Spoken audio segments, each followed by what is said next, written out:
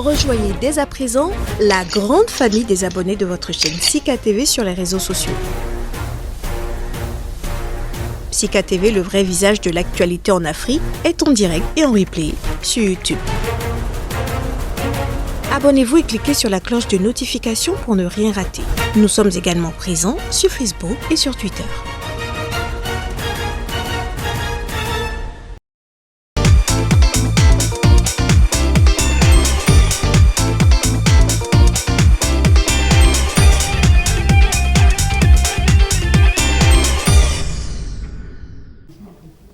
De nombreux chefs d'entreprise du Cameroun misent sur le Made in Cameroun, un concept lancé par le secteur privé il y a 5 ans pour soutenir la production et la consommation locale dans ce pays d'Afrique centrale de quelques 25 millions d'habitants, encore très dépendant de l'extérieur et dont l'économie a été touchée de plein fouet par l'épidémie de coronavirus.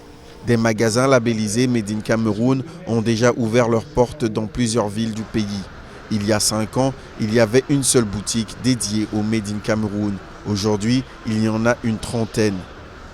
C'est une manière de s'affirmer comme Camerounais, tout d'abord comme Africain, pour consommer camerounais. Si nous ne le faisons pas, qui va le faire à notre place? Samuel Safo Tchofo a franchi le pas en créant sa propre société, une usine pilote de décortiquage de graines de courge. Nous partons de la graine de courge brute, nous la décortiquons et nous la transformons en huile.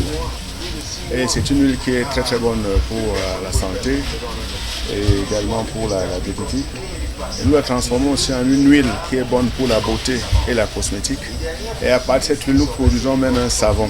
Mais le Made in Cameroun souffre encore de handicaps majeurs comme le financement. Pour l'aspect financier, nous voudrons surtout travailler avec beaucoup des organisations qui nous apportent des garanties, des fonds de garantie pour pouvoir accompagner les entrepreneurs, les petites entreprises à ne plus être stigmatisées. Le Made in Cameroun a certes un avenir devant lui, mais l'initiative se heurte à des problèmes structurels, notamment du côté des financements pour l'achat des machines et l'acquisition de la matière première et des problèmes d'encadrement.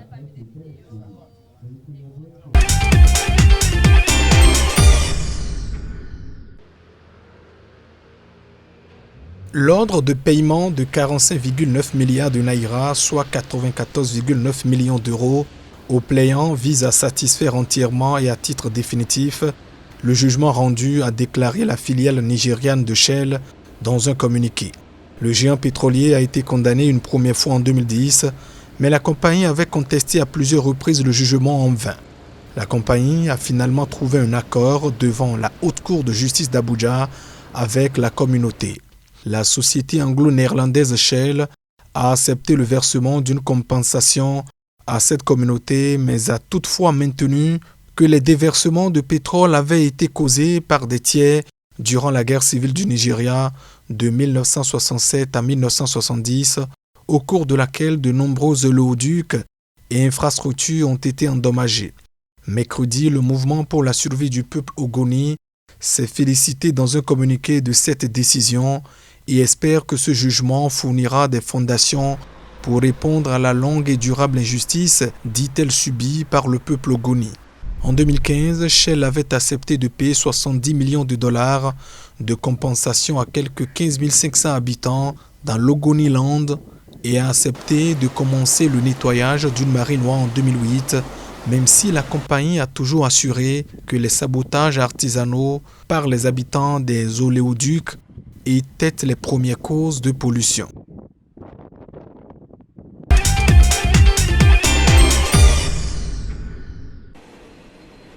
Après un rebond au mois de juin, la demande de pétrole en 2021 est revue à la baisse par l'Agence internationale de l'énergie. En cause, la progression du variant Delta partout dans le monde. Une reprise des transports en juin, notamment dans l'aérien en Amérique du Nord et en Europe, a certes fait bondir la demande de 3,8 millions de barils par jour par rapport à mai. Mais la deuxième moitié de l'année s'annonce plus morose que prévu, à en croire l'Organisation internationale internationale. À cause de la progression de la pandémie, plusieurs pays qui sont de gros consommateurs de pétrole, particulièrement en Asie, devraient réduire la mobilité et l'utilisation de pétrole au second semestre, selon l'agence. Une référence à la Chine où le ralentissement économique semble se confirmer. La hausse attendue cette année ne serait que de 5,3 milliards de barils par jour contre 5,6 précédemment. Côté production de pétrole, la hausse progresse rapidement selon l'agence qui partage les appréciations de l'Organisation des pays producteurs de l'OPEP. L'offre a augmenté d'1,7 milliard en juillet grâce à la fin des coupes volontaires notamment. Cette tendance haussière devrait se poursuivre selon l'agence. Les membres de l'OPEP et leurs 10 alliés se sont entendus pour augmenter leur production de 400 000 barils par jour chaque mois. Au point, selon l'agence, que l'offre pourrait redevenir excédentaire en 2022.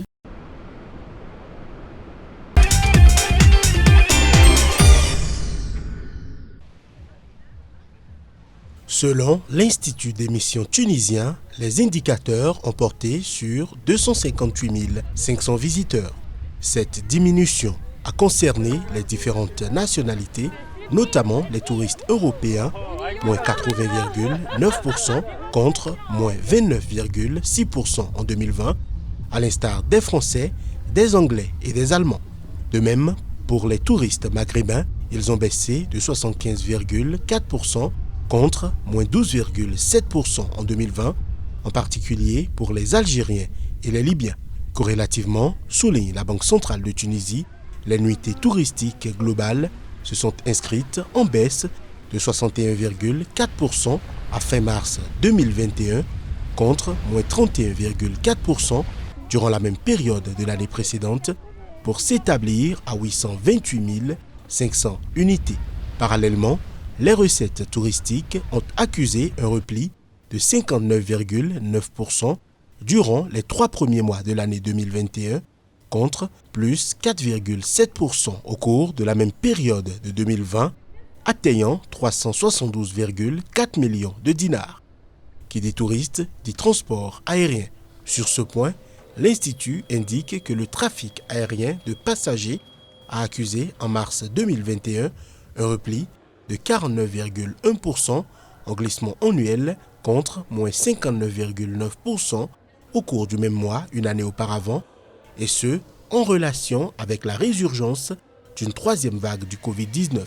Au cours du premier trimestre de 2021, le nombre de passagers a diminué de 71,4% contre moins 21,7% un an plus tôt pour atteindre environ 450 000 passagers.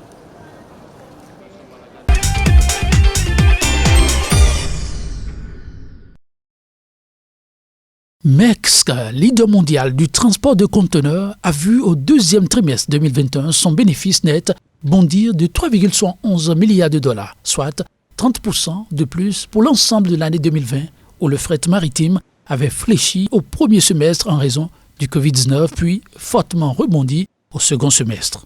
Les amateurs, qui assurent 90% du transport mondial des marchandises, ne parviennent pas à répondre à la demande qui explose depuis le redémarrage de l'économie. Résultat, le prix du fret maritime ne cesse d'augmenter. Depuis le début de la crise sanitaire, les prix ont été multipliés par 5. À la hausse de la demande s'ajoute le besoin pour les entreprises de refaire leur stock, ce qui provoque une augmentation du volume des marchandises à transporter.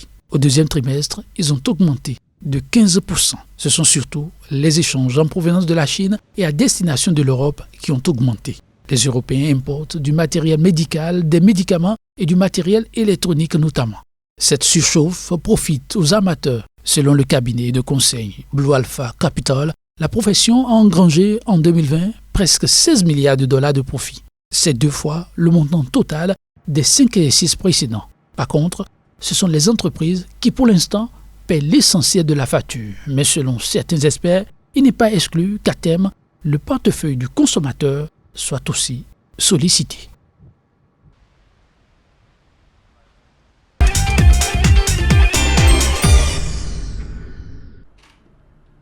Le port de Ningbo-Zhoushan, situé à 250 km au sud de Shanghai, est l'un des principaux ports chinois. pour le fret. L'an dernier, 1,2 milliard de tonnes de marchandises ont transité par les quais de ce port, le troisième du monde en termes d'expédition. Depuis la découverte mercredi d'un cas de Covid-19 parmi les employés, l'activité y a été immédiatement stoppée et la zone en question fermée. Les autorités n'ont pas encore déterminé comment un cas de Covid a pu survenir au sein d'employés portuaires, en théorie déjà vaccinés et régulièrement testés. Par précaution, près de 2000 d'entre eux ont été mis à l'isolement.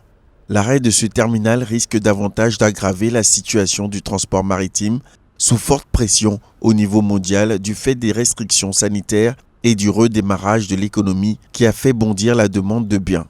En mai, la fermeture temporaire d'un port pour cause de coronavirus avait entraîné des semaines de retard pour l'expédition de marchandises.